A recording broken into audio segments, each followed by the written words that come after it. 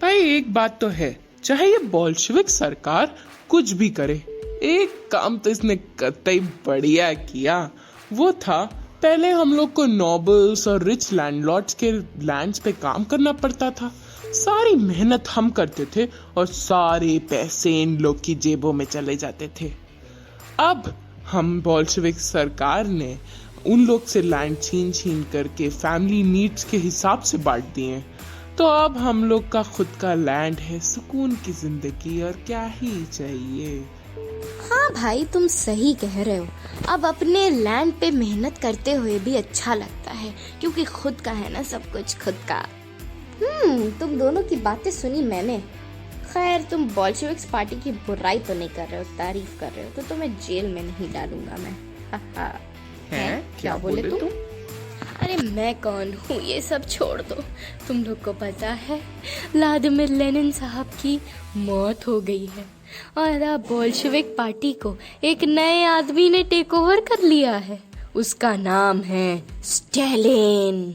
तो अब उस स्टालिन ने एक नई पॉलिसी लाई है, क्योंकि आजकल काफ़ी फूड शॉर्टेज चल रही है ना।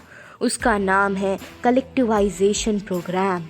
इसके तहत अब तुम सबको अपने लैंड को दे देना होगा और हम सब उन छोटे छोटे लैंड को मिला करके एक बड़ा लैंड बनाएंगे, जिसको कंट्रोल करेगी बोल्शेविक्स पार्टी।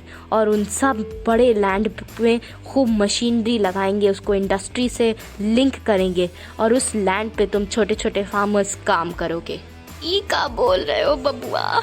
ऐसा हमारे साथ क्यों कर रहे हो हैं? हाँ, अच्छा खासा हमारा छोटा पर्सनल लैंड है। ये प्रोग्राम हमको बिल्कुल ही नहीं समझ में आता। हे माँ, माता जी, हमारे साथ ही ऐसा क्यों होता है? हमारा लैंड हम नहीं कलेक्टिवाइज फार्मिंग करेंगे, हमारा लैंड हमसे मत छीनो। और फिर ये स्टेट कंट्रोल्ड फार्म क्या है? ये सब ऐसा क्यों कर रहे हैं? अरे बिटुआ, ऐसा इसलिए कर रहे हैं क्योंकि ये जो तुम्हारे छोटे छोटे लैंड है ना इसको मॉडर्नाइज कर सकते हैं, ना इंडस्ट्री से लिंक कर सकते हैं इसको, और ना इसमें ज़्यादा फसल उगती है। इसकी वजह से, इन छोटे छोटे लैंड्स की वजह से ही इस समय रशिया में फूड शॉर्टेज हो रही है और खाने के लाले पड़ रहे हैं। अब जब बड़ा लैंड होगा तो उस पर बड़ी फसल भी उगेगी और उसको मॉडर्नाइज भी कर सकते हैं और इसको इंडस्ट्री से भी लिंक कर सकते हैं। तो खूब पैसा ही पैसा, ये पैसे का चक्कर है बाबू भैया, पैसे का। तो दोस्तों, अब जानने के लिए ये कलेक्टिवाइजेशन प्रोग्राम में फार्मर्स ने कैसे रिएक्ट करा और आगे इसका इम्प्लीमेंटेशन कैसे हुआ, आपको पढ़ाई की पोटली का वीडियो देखना पड़ेगा। तो जाइए वीडियो देख के आइए, लाइक सब्सक्राइब शेयर भी कर देना यार। वेलकम टू पढ़ाई की पोटली दोस्तों। This is the place where we conquer our concept. हाँ, अभी तक सब्सक्राइब नहीं किया? कर देना यार, चल और सुन, बेल आइकन दबा देना। सो दोस्तों, किसी बहुत बड़े हिस्टोरियन ने कहा था, the past is a foreign country, they do things differently there. Past एक फॉरेन कंट्री है, यानी कि अलग कंट्री है, जहाँ पे लोग चीज़ें डिफरेंटली करते हैं, जैसा हम आज करते हैं उससे थोड़ा डिफरेंट। लेकिन हमेशा अगर आप हिस्ट्री को अपने प्रेजेंट से रिलेट करके पढ़ेंगे तो history will become very interesting to you. और हिस्ट्री से हम बहुत सारी चीज़ें सीख सकते हैं जो पास्ट में हुई, और उसको अब नए तरीके से, नए आइडियाज़ के साथ इम्प्लीमेंट कर सकते हैं। तो दोस्तों, आज हम लोग पढ़ेंगे about Stalinism and collectivization. So Stalin एक आदमी था जिसने लेनिन की डेथ के बाद बोल्शेविक्स पार्टी को आगे बढ़ाया। He is Stalin. सो उसकी आइडियोलॉजी को स्टालिनिज्म, एंड इसने एक बहुत बड़ी चीज करी जिसको हम कहते हैं कलेक्टिवाइजेशन। ये क्या थी, इसको समझने के लिए आपको पहले इस सारी कहानी समझनी पड़ेगी। तो चलिए बिना झिझक के इस कहानी को शुरू करते हैं। सो 1927-1928 में रशिया को एक नई परेशानी का सामना करना पड़ा। वो था अक्यूट शॉर्टेज ऑफ फूड और ग्रेन सप्लाईज। इसकी अक्यूट शॉर्टेज होने लगी खाने की, ग्रेन सप्लाईज की ना। अब आपने इससे पहले देख रखा था कि making of a socialist society में कि government fix prices eight which grain must be sold, मतलब उन्होंने प्राइसेस फिक्स कर दिए थे। बट अब पीजेंट्स रिफ्यूज करने लगे थे इस प्राइस पे गवर्नमेंट को अपने क्रॉप सेल करने के लिए। वो कह रहे थे हम इस फिक्स्ड प्राइस पे अपने क्रॉप्स नहीं सेल करेंगे, और पीजेंट्स जब रिफ्यूज करने लगे थे तो ग्रेन की शॉर्टेज होने लगी थी। अब ये जो थे स्टालिन थे, अब ये इस समय बोल्शेविक्स पार्टी के लीड थे, मतलब अब ये लेनिन के दूसरे भाई थे, मतलब लेनिन के बाद थे अब ये। तो इन्होंने फर्म इमरजेंसी मेजर्स लाए।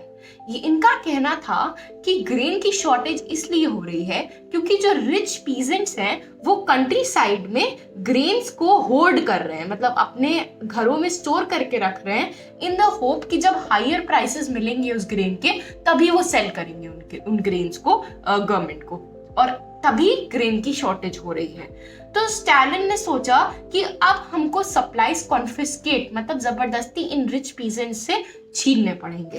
तो 1928 में party members, Bolshevik party members सारे विलेजेस में गए और वहां पे इन्फोर्स्ड ग्रेन कलेक्शन किया, जबरदस्ती ग्रेन्स को कलेक्ट किया पीजेंट से, एंड कुलकास को रेड किया। कुलकास एक वर्ड है रशिया में, सोवियत यूनियन में जितने भी वेल टू डू पीजेंट्स थे उनको हम लोग कुलकास कहते थे। तो बोल्शेविक्स ने कुलकास यानी स्टालिन के लोगों ने कुलकास को रेड करना शुरू कर दिया क्योंकि उनको लग रहा था कि वो ग्रेन जबरदस्ती होल्ड करके रख रहे हैं। So people, as the shortage of food continued, decision was taken to collectivize the farms. Collectivization of farms मतलब बहुत सारे छोटे छोटे फार्म्स को मिला करके एक बड़ा फार्म बना देना। तो अब ऐसा क्यों किया गया? तो grain shortage was partly due to the small size of land holdings. 1917 में, जैसा आपको अगर पीछे के वीडियोस में याद करेंगे, तो land was given to the peasants. जो बड़े बड़े लैंड ओनर से लैंड छीन करके पीजेंट्स को दे दिया गया था, छोटी छोटी लैंड होल्डिंग्स में डिवाइड करके लैंड को। अब जितनी आसानी से आप इस बड़े लैंड को मॉडर्नाइज कर सकते हैं उतनी आसानी से इन छोटे लैंड्स को आप मॉडर्नाइज नहीं कर सकते हो। तो अब हर पीजेंट के पास लैंड तो था लेकिन वो बहुत छोटा छोटा था, तो अब ये small size lands can not be modernise. तो स्टालिन ने सोचा कि टू डेवलप, अब जब बिग फार्म्स होंगे तो ज्यादा प्रोड्यूस होगा, फार्म्स में अगर आप पैसा लगाएंगे, मॉडर्नाइज करेंगे, ट्रैक्टर्स लगाएंगे, तभी ज्यादा प्रोड्यूस होगा और तभी ज्यादा फूड ग्रेन्स आपके पास होंगे। तो स्टालिन ने सोचा to develop big farms with machinery, machines के साथ, and to run them along industry lines, मतलब फार्म्स और इंडस्ट्रीज को लाइक कनेक्ट कर देना, मतलब लाइक कॉटन उग रही है उसके बाद कॉटन बैग्स वो सब बन रहे हैं इंडस्ट्री में, तो दोनों को कनेक्ट करने के लिए हमें बड़े लैंड्स चाहिए। और बड़े लैंड्स कैसे लेंगे?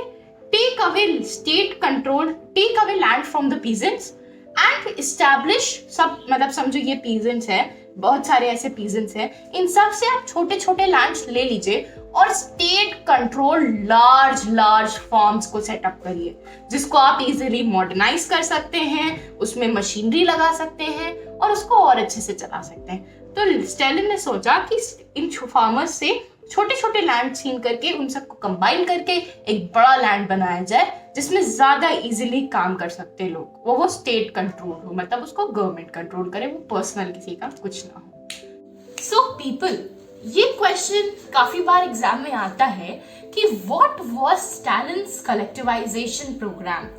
सो ये कुछ पॉइंट्स हैं जो कि आप लिख दोगे, so you will get full marks. So from 1929 party forced all peasants to cultivate in collectivized farms. तो जो कलेक्टिवाइज्ड फार्म उन्होंने बनाए थे पार्टी ने, मतलब वो बहुत छोटे छोटे फार्म्स को मिला के एक बड़ा फार्म, और उस पे सारे पीजेंट्स को वो फोर्सफुली कल्टिवेट कराए थे। लोग अपने प्राइवेट लैंड पे ऑफकोर्स कल्टिवेट करना ज्यादा पसंद करेंगे क्योंकि वो उनका पर्सनल लैंड होगा, लेकिन ये कलेक्टिवाइज्ड फार्म तो गवर्नमेंट का है, उनको तो सिर्फ प्रॉफिट मिलेगा इसमें से, तो ये चीज फार्मर्स को अच्छी नहीं लग रही थी। इस कलेक्टिवाइज्ड फार्म का नाम था कोलखोस, ठीक है, जैसे बिग फार्मर्स को कहते हैं कुलकास, इन कलेक्टिवाइज्ड फार्म्स का नाम था कोलखोस, ठीक है। So peasants worked on kolkhoz, profit was shared, जितने काम किया उतना उसको जो है पैसा मिलता था। नाउ अब ये कलेक्टिवाइजेशन का जो प्रोग्राम था उसके एम क्या था? It aimed at developing modern farms and running them along industrial lines. Modern farms बनाने हैं, उनको इंडस्ट्रियल लाइंस बनाने हैं, इंडस्ट्रियल लाइंस पर रन करना है, मतलब अगर कॉटन उगती है यहाँ पे प्लांट, कॉटन का प्लांट उगता है, तो वो फैक्ट्री में सीधे जाकर के इंटरनेट कनेक्ट किया जाए उसको, और फैक्ट्री में सीधे जाकर के उससे कॉटन के बैग्स बने या जो भी बनता है, वो कॉटन क्लोथ्स बने या जो भी बने, ठीक है। उसके बाद नेक्स्ट इसकी पॉलिसी थी to eliminate kulaks and take away land from the peasants and establish state control large farms.